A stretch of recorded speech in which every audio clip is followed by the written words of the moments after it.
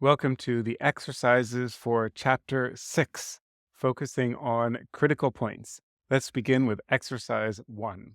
This exercise is fairly involved. There's a lot of parts to this exercise, but I think it's a really important exercise because it highlights the critical distinction between doing math on paper, like pure mathematics, and trying to do applied mathematics on computers which have a finite precision.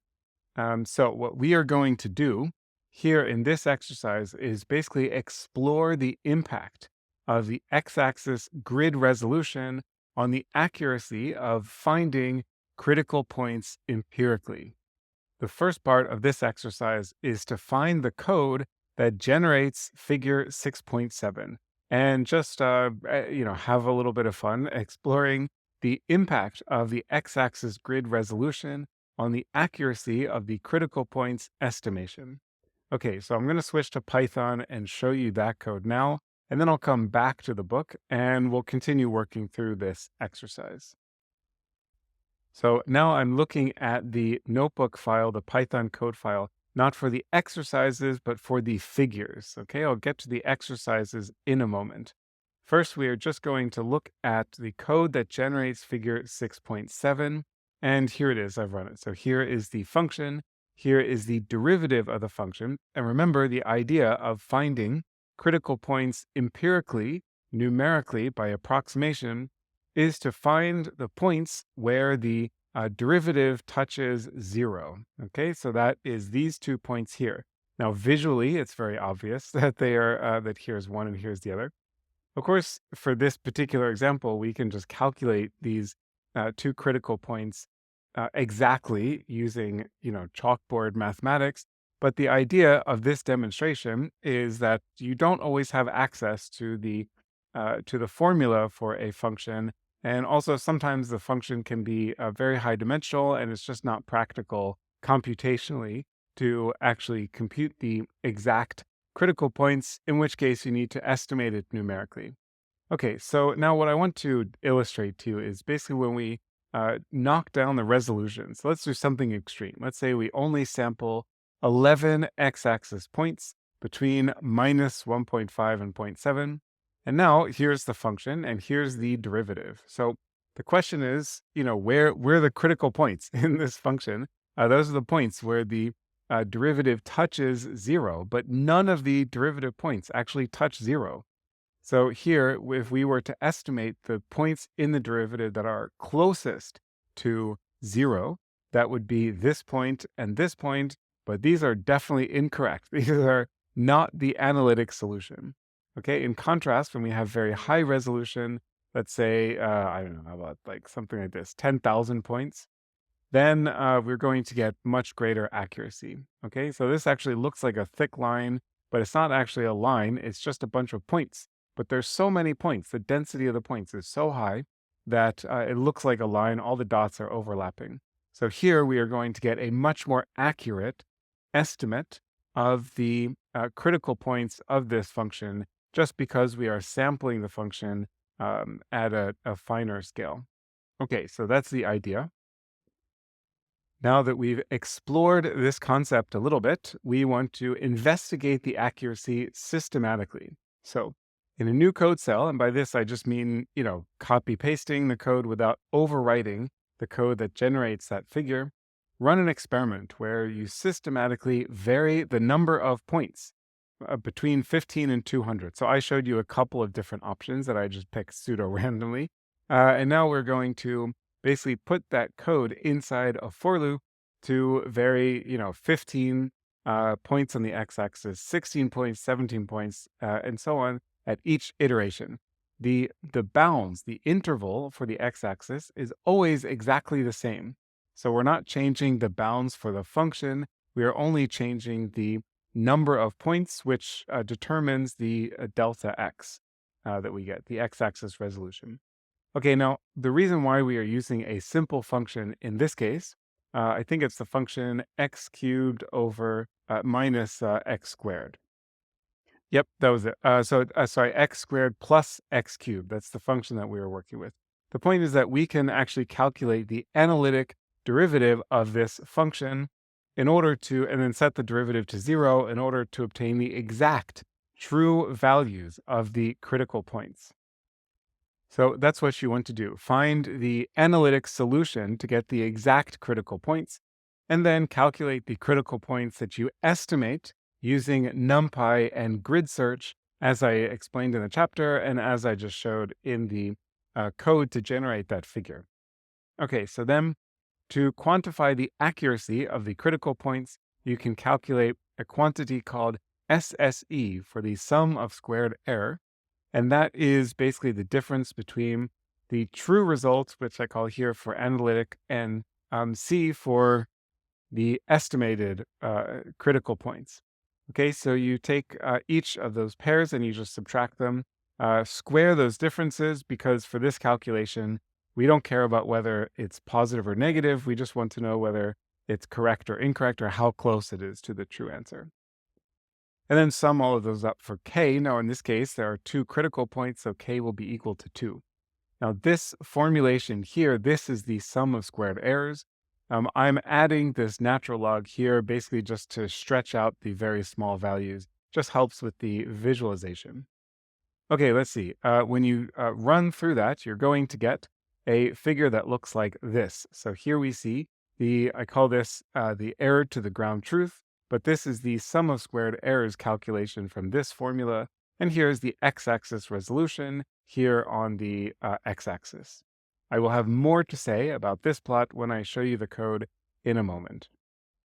Okay, so here we see the code. I'm using this find peaks function from the SciPy library. I discussed how to use this function and why we need this function in the text of the book. Now, when you solve for the critical points, the exact critical points using calculus methods, you will find that the ground truth method critical points are -2/3 and 0. So these are the values that I will use to compare against the empirical critical points. Okay, here I have a list of resolutions, and here is where I initialize this sum of squared errors calculation. Okay, and now inside this for loop, I'm looping over the different resolutions. You can see, all of this code will look familiar. This is exactly the code from the book figure that I showed a moment ago. And here, the only difference is that I'm changing the number of points between the two x-axis bounds. Okay, then we need to redefine the function and then compute the delta x. Okay, I'm storing this for reasons I will get to in a moment. Here is the estimate of the derivative. This is the numerical difference. The difference of each successive function value scaled by the appropriate dx. And then here is where I use the find peaks method to get the peaks of this function, which is actually minus the absolute value of the derivative, which gives us the points that are closest to 0. Again, if you are confused as to what this means and why this works, then consult the book. In this chapter, I discussed this. Okay, and here is where I implement the sum of squared errors, or more specifically, the log of the sum of squared errors. All right, so here is what that figure looks like. Now, you might be surprised when you first see this figure. You might have expected that as the x-axis resolution increases, the accuracy will also increase. The accuracy of the estimate will increase, which would mean that, you might have expected a monotonically decreasing function. But the exact numerical relationship between the true value, the analytic value, and the x-axis values that we are obtaining by changing the resolution, that is a function of the bounds and the resolution. So it's kind of, overestimating and underestimating and overestimating and underestimating, and so on back and forth. So there's one more coding thing to do in this exercise, which is to change the plotting code so that the x-axis is delta x instead of the number of points. Now, the number of points and the boundaries of the x-axis interval, of course, uniquely determine the delta x. So these two parameters, delta x and the number of points, are just different ways of characterizing or visualizing the same function. So the main point here is for you to understand how to translate back and forth between delta x and the number of points. And so that is why I calculate or store all of the delta x's for each resolution for each number of sample points that we have. Okay, and then plotting it here, you just have to uncomment these lines. And it's just a little bit confusing initially to plot because the delta x term ends up being a logarithmic relationship between the number of points and the bounds. Anyway, there is one more minor point I want to make about data visualization, and that is that the lines connecting these points is technically incorrect. We really shouldn't have lines in between these points. And by we, I mean me, because I chose to draw these lines here. The reason why the lines are incorrect is because they give the impression, they imply that we would know that the function value between these two resolutions is exactly this error value here. So what I am suggesting in this plot with this way of visualizing is that there is a known value over here, which is definitely not the case. So it would be more appropriate to plot without the lines, and I can show you what that looks like. But, that said, very often in data visualization, it's okay to violate some of the rules or the guidelines of data visualization if you feel that the increase in understanding and comprehension outweighs the severity of the violation. So, in my opinion, drawing lines between points can be appropriate in certain circumstances, in particular when it helps highlight the relationships that you're trying to illustrate in the graph. But the most important take home message from this exercise is that empirical numerical approximations to quantities like critical values depend on a variety of factors, including the axis resolution, so the grid search resolution. So you are not trivially guaranteed to get the optimal absolute best answer simply by using a numerical approximation. The purpose of exercise 2 in chapter 6 is to continue exploring the distinction between critical points and inflection points. You're going to do this by hand. You're going to do this using SymPy, NumPy, and Matplotlib. So lots of different ways to explore critical and inflection points here. Okay, so start from the function f of x equals x cubed minus 3x. Now, before doing anything on computers or with Python, what I want you to do is use paper and pen or pencil or whatever you like to write with, crayon, and write down this function and find the critical points and the inflection points, and then determine the type of each point. So whether each point that you find is a minimum or maximum or and so on. Okay, once you've done that, then you can confirm your results in SymPy by, and then ultimately Matplotlib in a few moments. So start in SymPy by implementing this function here as a symbolic expression, so a SymPy variable. Okay, and then you want to calculate the first and second derivatives, find the critical points and inflection points, and print out everything in SymPy and in Python the way you see here. So here's the function, here's the first derivative and the second derivative. And then here I've printed out the two critical points. These are XY pairs. So this is the critical point and this is the critical value. And then here is the list of all the inflection points. And there's actually only one inflection point in this for this function. Once you have done that, once you've printed out all of this information, then you want to visualize the function, its two derivatives, and the critical and inflection points, basically in a figure that looks like this. So here you see the function in black. The first derivative is this dashed line here. The second derivative is the dotted line. And then we have the two critical points here in the white circles and the inflection point here. Now, to generate this plot in Matplotlib, you will need to translate from SymPy into NumPy arrays. So here we have the code. I create this symbolic variable x. This is the function that we are going to work with and calculating its first and second derivatives. So far, pretty straightforward. Remember, you can calculate the second derivative in multiple ways in SymPy. You could calculate it from the derivative of the derivative. So here, this would be taking the derivative of the derivative. Or a slightly more elegant method is to take the second derivative of the original function as I show here. Okay, now I'm using sim.solve to solve for 0 in the derivative expression and in the second derivative expression.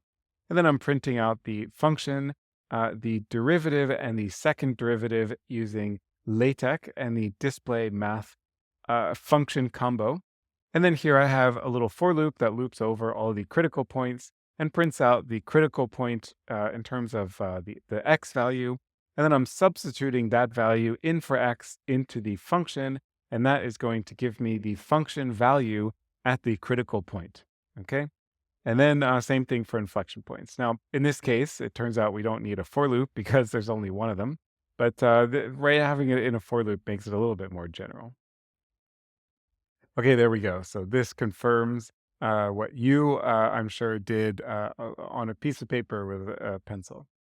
Okay, now for plotting. Now, you know that we cannot plot SymPy objects in Matplotlib.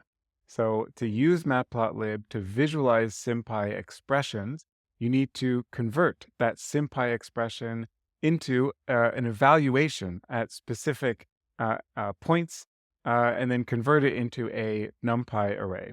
So here are the x-axis values that I used between x equals -2 and +2. And now you also know that there are two ways to convert a SymPy expression into a NumPy array, or in this case, a list. You can do that either by creating a lambda expression using sim.lambdify, or you can use the substitution method and list comprehension, which I show here. Now, also, as I mentioned in the book several times, if you are going to use a SymPy expression multiple times, then it's generally better to create a special, a dedicated lambda function for that SymPy object. But if you really only need to evaluate it once, then it's better just to use list comprehension with SymPy substitution. This method is slower, but yeah, if you only need it once, then it saves you some code. Okay. Anyway, that's a whole lot of talking. Let's look at the plot. Now, one thing you should notice immediately when looking at this plot is the shapes of these three functions. So the original function is x cubed. So that means it's going to start down towards, plummeting down towards -infinity. It has a bend here close to x equals 0. That dip from positive to negative values is coming from the -3x. And then up here, it's going to continue going up. Okay, so we have a third order polynomial. Its derivative is going to be a second order polynomial, has a positive coefficient, so it's going to look something like x squared. It's like a parabola opening up. And then the derivative of that is a line, and the slope of the line is determined by, whatever the function happens to be. In this case, it's 6, but it's just a line. It's just a straight line.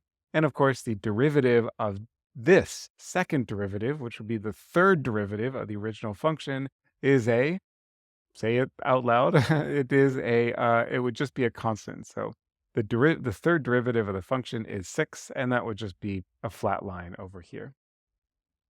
Welcome to exercise 3 of chapter 6. This exercise and also the next exercise is focused on differentiating, working with, and visualizing cube roots of functions, cube roots of x. And in particular, the cube root of x is indicated here as looks like a square root symbol, but it has a little 3 out in front, and that is equivalent to x to the power of 1/3. Okay, so the goal is deceptively simple. Differentiate and plot the function f of x equals the cube root of x.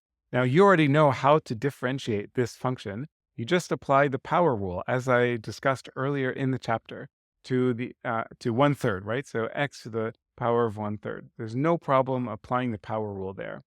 But you will see that SymPy is going to have some difficulties with representing, differentiating, and visualizing this function. Okay, I would also like to note that there's nothing wrong with negative values coming out of this function. So the square root of x is not defined for negative values. but the cube root is, and that's because -2 cubed equals -8. So we can actually have negative numbers going into the cube root function. All right, so to start with, I want you to run this code. So create a symbolic variable x, and then define the function as basically how I wrote it here. So x to the power of 1/3. And I want you to do that using this syntax. So x to the power of sim.simplify 1 divided by 3. Now, if you're not familiar with the simplify function, basically what it does is convert the input into a symbolic object that SymPy recognizes as a symbol and not just a floating point or regular variable precision, finite number.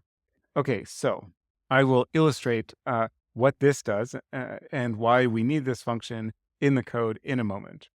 Okay, so then try making a visualization of f of x using sim.plot. Just a nice, quick and dirty plot. You will run into some weird results, which I'm not going to tell you, but of course I will show you in a moment when I switch to code. And then to resolve that, you can use this function, sim.realRoot. Okay, so sim.realRoot, and then we have the variable x, and here the input 3 corresponds to the 1/3 here. We are computing the cube root. And then once you have explored all of this stuff, I would like you to convert the SymPy data from this function, this symbolic function, into NumPy in order to generate this plot in matplotlib. So again, all of the calculations, the function itself, and the derivative of the function, that's all done in SymPy. But then make this plot in matplotlib, including the title here, the legend, is made from SymPy.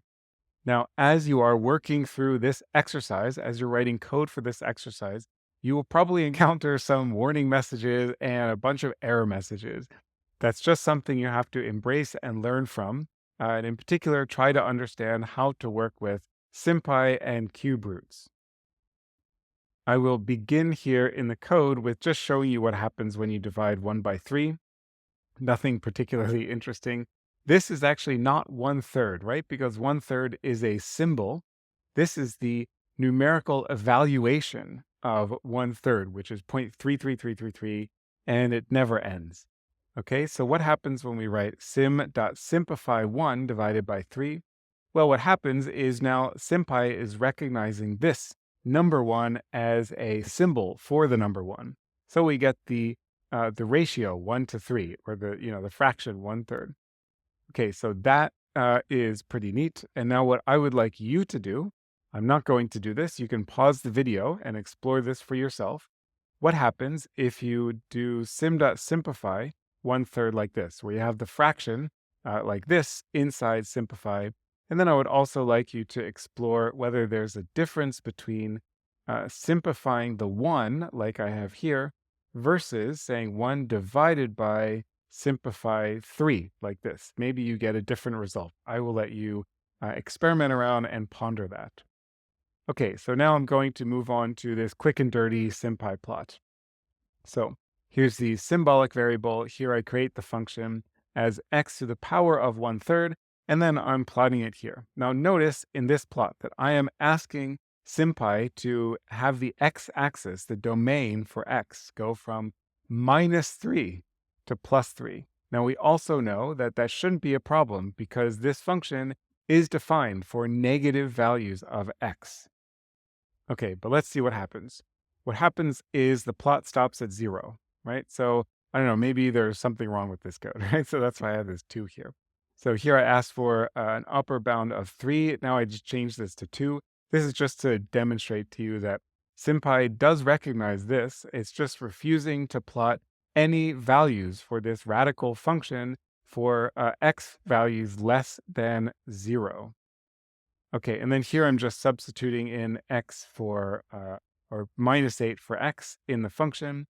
And you know that that answer should be -2, right? Because -2 times -2 times -2 is -8. But instead we get this kind of funny looking notation where it's +2 times the cube root of -1. So technically, this is the same thing as -2, but it's kind of a weird format. Okay, so now what I'm going to do is essentially the same thing, but I'm using the function real root instead of writing out x to the power of 1/3. And now we actually get a plot that contains values for x values less than 0. And also when I substitute in for -8, instead of getting this kind of weird looking format answer, I get -2 as we would expect. All right, so with that in mind, that's kind of like an introduction to working with this real root function in SymPy and also sim.simplify. So now what I'm going to do is differentiate this function here. So we get the derivative of the function from SymPy. And then here I'm lambdifying the function, and here I'm lambdifying the derivative. Now these are both functions of x, normal vanilla SymPy expression. So everything should be fine, right? But here I'm going to try to plot the function and its derivative, and the derivative I'm getting by using this function, this lambda function over here. Okay, and let's see what happens. Okay, so there's an error. There's a problem already. The problem is starting on this line, and the error message is going to be something about uh, printer options. So unfortunately, this is really not a very informative error message. I apologize on behalf of SymPy about that. But when you find that SymPy is having numerical issues with lambdification, then instead you can go for the option of substitution with list comprehension like this, okay? So now this is basically the same thing. I'm substituting all the values of x that I want to evaluate, substituting into the derivative, and then just putting that in list comprehension. Okay, so that helps us with that error, but now we have another error here, and let's see if this warning message is any better. Okay, so the error message here is cannot convert expression to float. So we can see that we did get the function itself, and let's see what this derivative actually equals. So it's df num for numbers, and I'm just going to dump this in here and print it out. So these results are something really wacky looking, but you see that it's a call to lots of other functions. So basically, SymPy was unable to evaluate this function, which is just x to the power of 1/3, for all these different x-axis values that we wanted. Okay, and then it turns out that the solution to this issue, okay, I'll just, don't even need this cell here. Get rid of that. The solution to this is to constrain x to be real valued. Okay, so if we just leave it like this, we create a symbolic variable x. SymPy is open to the possibility that x might be a complex valued number. That doesn't mean it always will be complex valued, but it could become complex valued.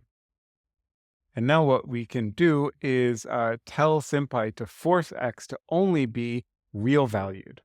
And that's also just another trick in SymPy. If you're having difficulties evaluating a SymPy expression, you can force all of the variables to be real valued, and then that resolves all of the issues. Still, you can see that here I'm using sim.latex of the derivative. So the internal symbolic representation of this function is pretty wacky. It's pretty involved, and it calls on other functions. And basically, SymPy has some difficulties numerically evaluating all of these functions. Exercise 4 in Chapter 6 follows closely from Exercise 3. So I definitely recommend having solved the first exercise or the third exercise and then moving on to this one, Exercise 4. Okay, so this exercise is basically exactly the same procedure as in exercise 3, except you're not using SymPy at all. You're only going to use NumPy. So you're going to implement the cube root of x, so x to the power of 1/3 in NumPy. You maybe will encounter some difficulties there. And so then my advice is to figure out how to use this function numpy.cbrt, which stands for cube root. And then you are also going to need to calculate the empirical derivative, so the numerical approximation of the derivative instead of solving for it analytically, right? So everything in this exercise is done in NumPy and you're not using SymPy at all. Okay, so for starters, here you see I'm defining the x-axis values and dx. And then here I'm not using cube-root function yet. I first want to show you what happens when you try to evaluate this function for x to the power of 1/3. Mathematically, if you would write this out on a piece of paper, this is exactly the correct way to write it out. So there's no problem there. Here we see that from this function, however, we don't get any negative values. So it's actually kind of a conceptually similar issue to what we ran into initially with SymPy. Okay, so then the solution here is to use this function numpy.cuberoot. And otherwise, I'm literally changing nothing whatsoever in the code. The code is exactly the same, except for these lines here being swapped. Okay, and of course, here's the numerical approximation of the derivative. And now all of a sudden we get a much nicer looking graph as expected. And yeah, the legend is also a little bit more clear. It's a little easier to read this. That's because I implemented this directly instead of calling from the SymPy representation of this complicated formula. Welcome to exercise 5 of chapter 6. The goal of this exercise is to produce figure 6.26. Let's have a look at that figure. Oh, wow, this looks really beautiful, doesn't it? What we are looking at here is a bunch of functions. Actually, these are all related functions. I'll show you the formula in a moment. And basically, each line corresponds to a different numerical value of one parameter, alpha. So each of these lines is a function, and then each of these lines is the derivative of each of these functions. Quite beautiful, isn't it? So you're going to implement this function and its derivative in SymPy so that you can calculate the derivative analytically in SymPy. And then what you are going to do is identify all of the critical points in this function or these functions by solving for the derivative equals 0. So you want to find all of the x-axis values where the derivative equals 0. Those are the critical points that you will calculate analytically in SymPy. Okay, and then basically what you're going to find is for each of these lines, you will get multiple critical points. So not just one critical point, but several critical points for each of these lines, each function. So then what you want to do is find the critical point that has the largest y-axis value. Okay, so you can see like this line up top. So here's a critical point. And now if we follow this light gray line down, we can see it bends down and then it starts going up. So in fact, this function here has another critical point somewhere around here. I don't know what the value is, 3 point something. Somewhere around here is another critical point. But the critical point here has a larger value in the function. So that's the one we want to keep, and that's the one we want to plot. So I hope that makes sense. The function, its derivative in SymPy, then convert that into NumPy so you can plot it in Matplotlib, identify the critical points, and then pick the critical point with the largest function value and plot that as a dot. Okay, so and then, optionally, you can make all of the lines look nice the way that I have color-coded them here. Here you see the function. So f of x and alpha. So it's a function of two variables. X varies over the x-axis, of course, and alpha is fixed to one specific numerical value for each line in that plot that I showed. Okay, so yeah, you can see alpha is over here. And the idea is you simulate this function in SymPy so that you can replace alpha with particular values. And here it looks like I go from -1 to +3 in 22 steps. So that means there are 22 lines in this plot. I really like this exercise because in addition to just creating this really elegant graph, it's also going to be really useful and instructive for working with SymPy, in particular when you run into issues, numerical issues with calculating derivatives and function values in SymPy. So I hope you enjoyed working through this exercise. It is actually quite challenging just in terms of the coding aspects. So here, notice now I create these two variables from two symbolic variables, so x and also alpha. Here is the equation. I call this the base equation. And here is where I calculate the derivative in SymPy. Now notice that I'm calculating the derivative with respect to x. So SymPy is going to know to ignore the variable alpha, or treat alpha as if it were a constant and not a variable, in the derivative here. Okay, and then here I lambdify the function and I lambdify the derivative. Now, this syntax for lambdification is slightly different from what you've seen before. Previously, when you've been using sim.lambdify, the code looked something like this, where you just had one variable, x, and then the expression that you want to lambdify. Well, here we have two variables, so we need to input a tuple into the first input of sim.lambdify. Okay, and the reason why we need that is because later, when we call this function, we are going to input two values, two sets of values. So the values for x and the values for alpha. Okay, let's see. So here is the x-axis grid from -5 to +7. Here is the range of alphas. So alpha, it goes from -1 to +3 in 22 steps. And then here I am defining a actually, I'll get back. I'll discuss that in a moment. Okay, here's the key part of the function. So I have a for loop, for loop where I'm looping over all of the values of alpha. And then what I do is get all of the function values, get the derivative values, and then here I'm getting the critical points. Now, if you try to use sim.solve, you're going to run into some issues. In fact, you can try this yourself. You can do sim.solve and something like this. And actually, we can even just run it like this. Now, you're going to start getting into numerical issues.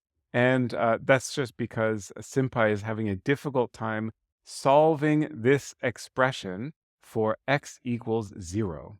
Now, there's a complementary function to sim.solve in SymPy, and it's sim.solveSet. And it's essentially the same concept. We're trying to use this function to solve an equation, set an equation to 0 and solve for solutions to that equation. But solve set is it's developed later than solve, and it has a little bit more sophisticated methods. So if you're trying to solve an equation in SymPy and sim.solve is unable to resolve the unable to solve the equation, try using solve.set. And then if that still gives you some errors, try specifically restricting the domain to real valued numbers to prevent complex numbers from being considered in the solution. Hopefully, all of these things are going to help you get a solution to these problems. This is just some little tips that you start to learn after working with SymPy for a long time. Okay, let's see. So here I get the critical points. These are all the critical points. And here I'm just converting them from a list into a NumPy array. And then what I do here is look through all of the solutions.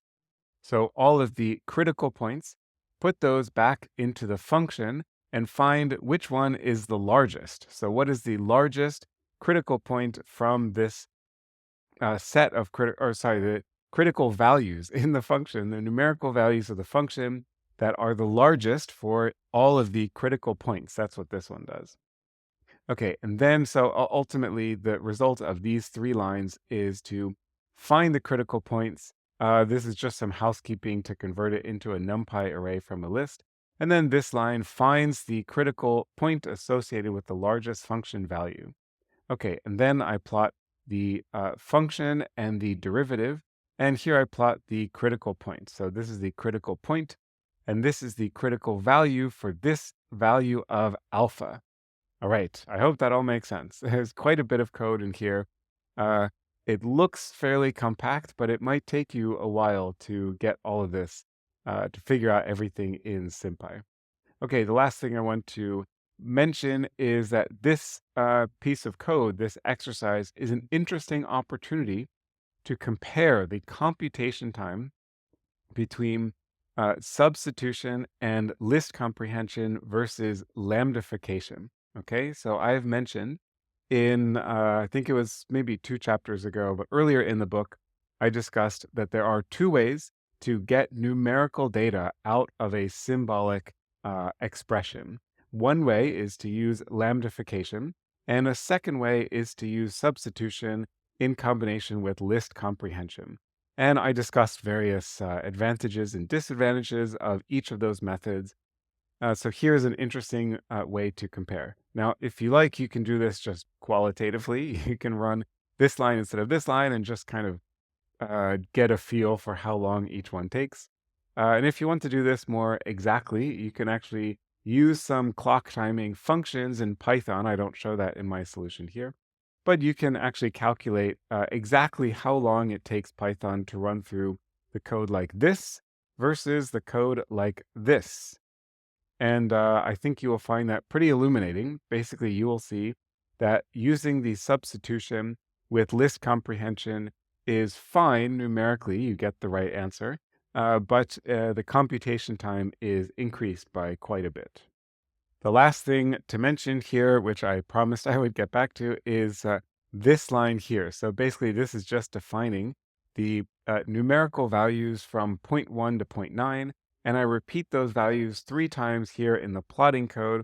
And that just specifies the color of the line, so the grayscale intensity of the line.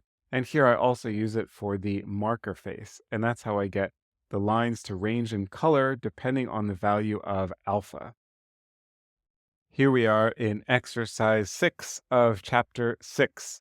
This exercise is not too difficult if you copy and paste and then modify code I showed earlier in the chapter, but you can make this exercise more challenging for yourself by starting to write the code from scratch based on the procedures that I described in this chapter.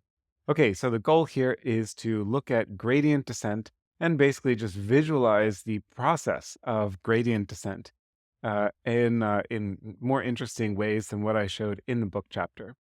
So earlier in the chapter, this I guess was figure 610, I showed a figure that looked something like this, except there weren't these dots in here.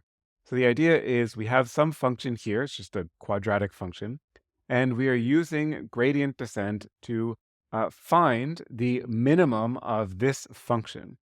Okay, so that is what gradient descent is designed to do, to follow the gradient or the derivative down until we get to a point where the derivative is at its minimum or closest to 0, which corresponds to the minimum of the function, which is here. Okay, now in the chapter, earlier in the chapter, I didn't show all of these dots here, zooming into the optimal value here. So that's basically the goal of this exercise. You can either copy the code that created this figure from earlier in the text and add some lines of some visualization lines, or you can try rewriting all of the code from scratch to engineer, to write a gradient descent algorithm from scratch again, based on my description earlier in the book. Okay, so yeah, and then I have just a couple of tips here.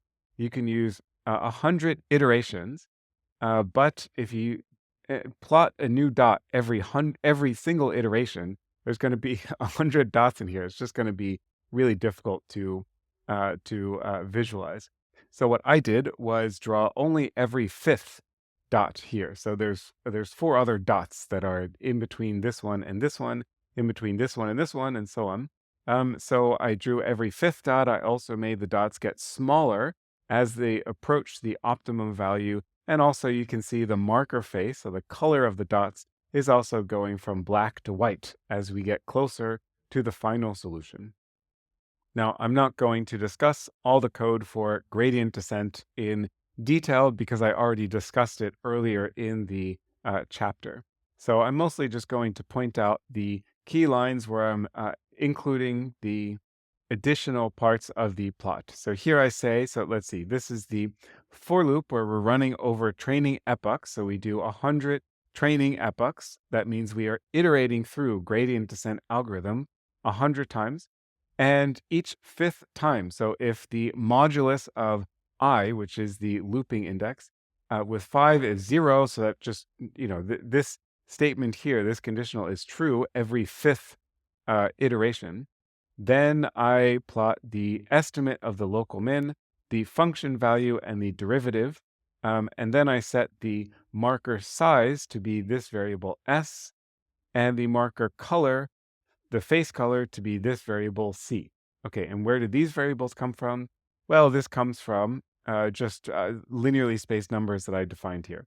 This is kind of arbitrary. I say that the marker sizes go from 15 to 3, and the colors go from 0 to 1. So this corresponds to black to white.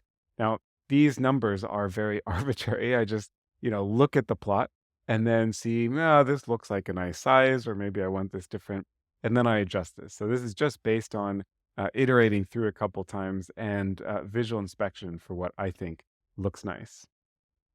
All right. Once you have this code set up, then I think it's interesting to make some changes to the code and see how that affects the plot.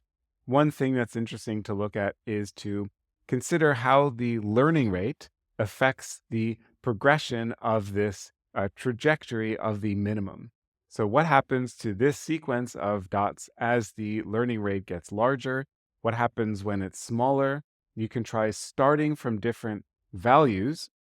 Here I'm starting from a value of x equals -1. So what happens when you start from x equals +2, or maybe, you can see what happens when you start from some value that's close to the minimum. Maybe you start at x equals 0.45, might be somewhere around here, but then set the learning rate from 0.01, maybe set the learning rate to 0.1. So you start off very close, but you have a very large learning rate. That will be an interesting little experiment to run. You can keep changing the parameters and keep inspecting this graph, and I think that will give you more intuition for how gradient descent algorithm works. Here we are with exercise 7 of chapter 6. The goal here is to explore this wacky looking function. It's a piecewise function where we have e to the 2 times cosine of 2x. So lots of 2's floating around in here. And this is how the function behaves for negative values of x, and for positive values of x, we have this same expression, but then minus the log of x squared.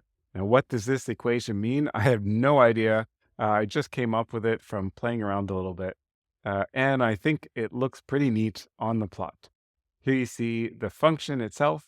Here you see the first derivative of this function, and here is the second derivative of this function.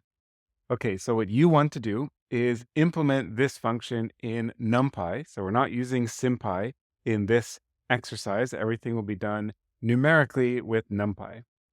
So you can see this is a piecewise function, but it actually is possible to implement this function using one line of code. So there are 2 pieces, but you can technically figure out a way to write one line of code that will implement both pieces simultaneously.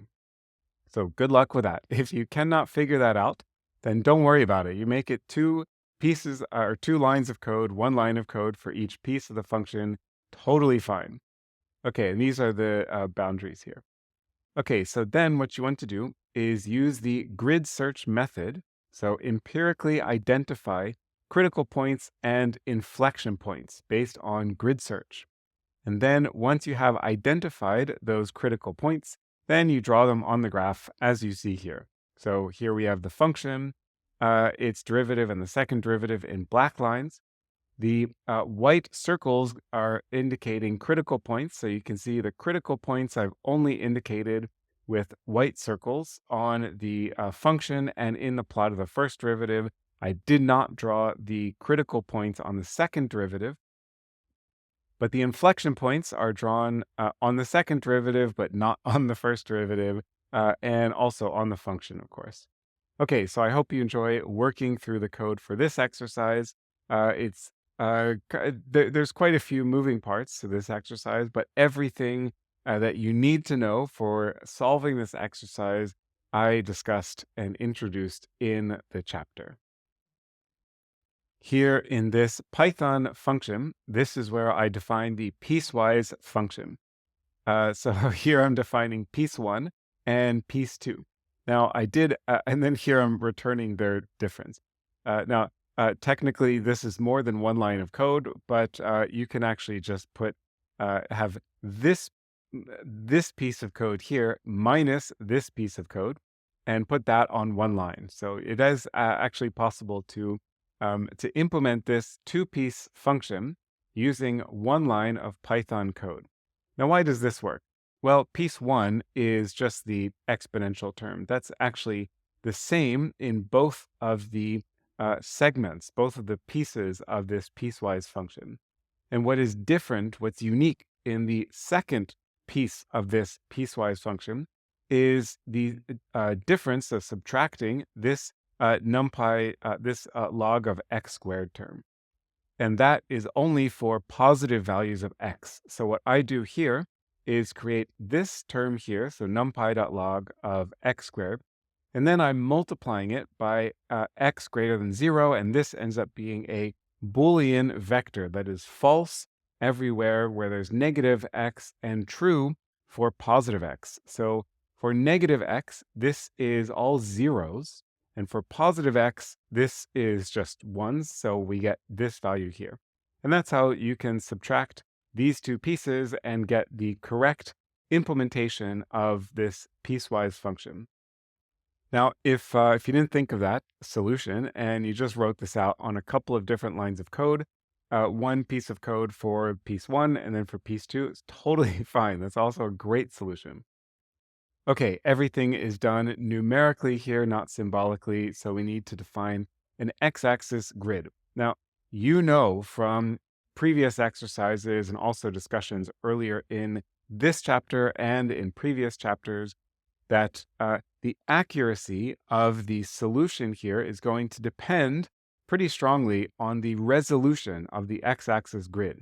So you want to make sure you have a sufficient resolution, and that's why I have somewhere around 10,000 points. And why did I choose 9,979? I mean, there's so much arbitrariness to these numbers. But certainly, something like this is probably going to be too few points to get really accurate estimates of the critical points and the inflection points. So the more points you can evaluate, the better. Okay, yeah, and here is the delta x term here.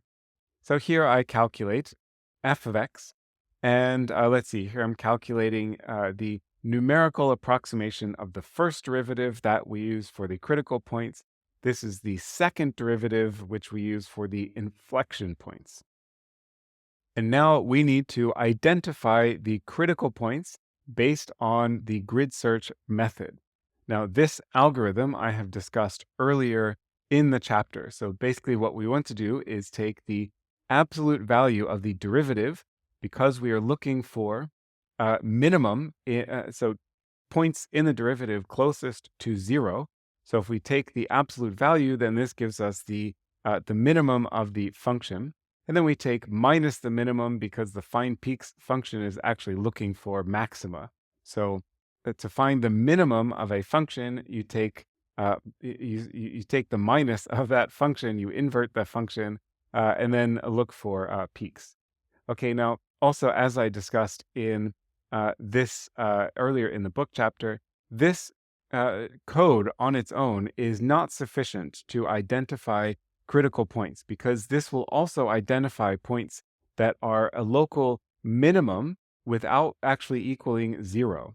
So therefore, we need to loop through all of these putative critical points, all these possible critical points, and basically evaluate the sign of the function just before and just after the critical point. So, the derivative. So if the derivative is negative just before and positive just after, then that means that the critical point we've evaluated here is actually touching 0 or is very, very close to a derivative of 0. So the signs are opposite, then we know that this is a critical point. If the two signs are the same, so the derivative value before the putative critical point has the same sign as the derivative value after the putative critical point, then it's a local minimum in the derivative. It's not actually the derivative touching zero. So then we want to just ignore that putative derivative point. Okay, I hope that makes sense. I explain this in more detail in the chapter, along with diagrams to illustrate each of these steps. Okay, and now actually I'm going to comment out this line here. Now here is for finding the inflection points. The code is exactly the same for finding critical points, right? Because the way that you find inflection points is exactly the same as the way you find critical points, except that you're not working with the first derivative as with critical points. You're working with the second derivative, and that you see here, d dy, d dy. This is the variable for the second derivative. Okay, and then once we've identified all of the critical points and the inflection points, then we can just plot. So here's the function, here I'm plotting the critical points, and here I'm plotting the inflection points. That's for the first subplot. The second subplot looks really similar, except here I'm just plotting the derivative instead of the function. And here I'm only plotting the critical points and not the inflection points. And here I'm plotting the second derivative with the inflection points and not the critical points. All right, and here we get that figure. Now, remember that the definition of critical points are points where the function changes in some significant way that can be calculated based on the derivative equaling zero, but it also happens at boundary points between segments or at discontinuities, as long as the function value itself is defined. So that means, when we look at this function here, this is going up to plus infinity up here. And here we just have a value of whatever this ends up being, somewhere around 7, I guess. So this is actually a critical point, but it is not a critical point where the derivative equals 0. So that critical point is captured by this line of code here. Okay, and we need to know about how the function works so the function definition, in order to capture that critical point as well. And then we see that here. Now it's drawn in. So I hope you enjoyed working through this exercise. I think this exercise provided a really fantastic review of the concepts in this chapter, including critical and inflection points, and using empirical methods like grid search to find these key points in the function. Here in exercise 8, you will discover where SymPy starts to have some difficulties with analytically solving for critical points and inflection points. And in these cases, your best solution is to lambdify these symbolic expressions and then identify critical and inflection points empirically, numerically, using approximation methods such as grid search. Okay, so here's what you want to do. Start from the function f of x equals the log of the absolute value of x plus the cosine of x. So create this function as a symbolic variable, and then use SymPy to obtain the first and second derivatives, and you can print them out using LaTeX coding as you see here in figure 6.29. Next, what you want to do is find all of the critical points and all of the inflection points between minus 3 pi and plus 3 pi. Now, you can try to do this in SymPy using methods that you have learned about in this chapter. But you will discover that SymPy is unable to identify all of the critical points and inflection points just because this problem is very difficult to solve analytically. So you can look at these functions. Imagine trying to solve for x analytically. This is too complicated of a problem. So therefore, you will need to switch to numerical methods in NumPy to identify or approximate good solutions to the critical points and inflection points. Once you have identified those critical points and inflection points using numerical methods, grid search in NumPy, then you can make a plot that looks something like this. So here we see the function, the first derivative with the critical points, and the second derivative with the inflection points. This is the same, very, very similar code as I used for the previous exercise. So I do recommend, basically just copying and pasting the visualization code, the matplotlib code from exercise 7, so that you don't need to spend too much time on this part of the exercise.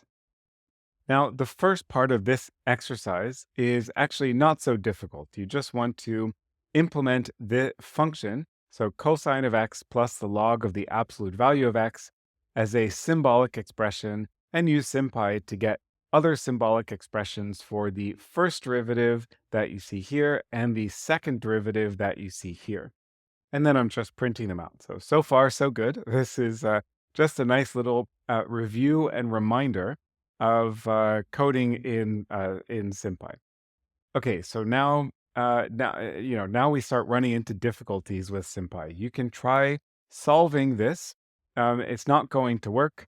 It either gives an error or it just continues to eat up more and more processing power until the server basically just shuts down because you're using up too much resources. So instead, what we are going to do is solve this numerically. So we get lambda expressions for the function, for the first derivative, and for the second derivative. And here is the x-axis grid that I'm using to identify the critical and inflection points based on the grid search method. Okay, and here I'm using 1,000 points. In the previous example, or the previous exercise, I used almost 10,000 points. So if you want, you could increase the resolution and see how that impacts the results that you get on the plot. Now, it turns out that these functions, in particular the second derivative, gets to be so difficult for SymPy to work with numerically that you're going to start running into errors, even though there was no error when creating the lambda function, but when you start to evaluate it, you can see that these two lines, so evaluating numerically, the first and second derivative worked fine, and here we started to run into some issues. And yeah, basically, you can keep digging deeper and deeper into this function, but ultimately the issue is that SymPy is just not happy working with the complexity of the multiple functions that are required for getting numerical solutions. So instead, I'm going to use the substitution method in combination with list comprehension. Now, you will also discover some difficulties running through this code here. So therefore, the solution to that is to force x to be real valued. So SymPy is not going to consider any complex valued solutions for x. And then, yeah, you'll also discover that it's a good idea to convert the individual substitution results into floating point numbers. And then we want to work with a NumPy array. So I'm going to convert the list into a NumPy array. This is going to be useful for basically this here when I'm inputting the second derivative into the find peaks function. Okay, so once you've worked through all of that, there's a lot of, trial and error playing around with SymPy to get all of this code to work. But that is just a real part of working with SymPy. The more you work with SymPy, the more you will discover that it is a really powerful library for symbolic calculations, but it runs into trouble because math is hard. Even for SymPy, solving equations can be really, really difficult. All right. The rest of this code you have seen before. This is the code to identify critical points and inflection points. And here I'm just printing out the list of critical points and inflection points. Now, when you look through here, it's pretty interesting to see that all of these values already indicate symmetry, right? So you can see these are minus values of x that match the positive values of x, except for the sign, and the values of y are the same here as they are here. So this does not prove that we are working with an even symmetric function, but just by looking through these values, you should see that this certainly looks like we will have an even symmetric function. All right. And then we get to the plotting code. As I mentioned before, this is literally copied and pasted from the code from the previous exercise. All I did is replace a couple of the variable names to get this to work here. So, and then, yeah, here again, you see that the function certainly looks symmetric. You really would need to look at the function definition to determine whether this really is a symmetric function. Now, in this case, it really is. Remember that this function is the sum of two terms, cosine of x and the log of the absolute value of x. Cosine is an even function. The logarithm is not an even symmetric function, nor is it odd symmetric. It's a non-symmetric function. But if you are using the absolute value of x in the logarithm, or something else like x squared, then it becomes an even function. Anyway, I hope you found this exercise to be interesting, challenging, but not too frustrating with getting SymPy to work, and also enlightening about methods to deal with SymPy and how to substitute numerical methods when SymPy is not able to solve certain equations.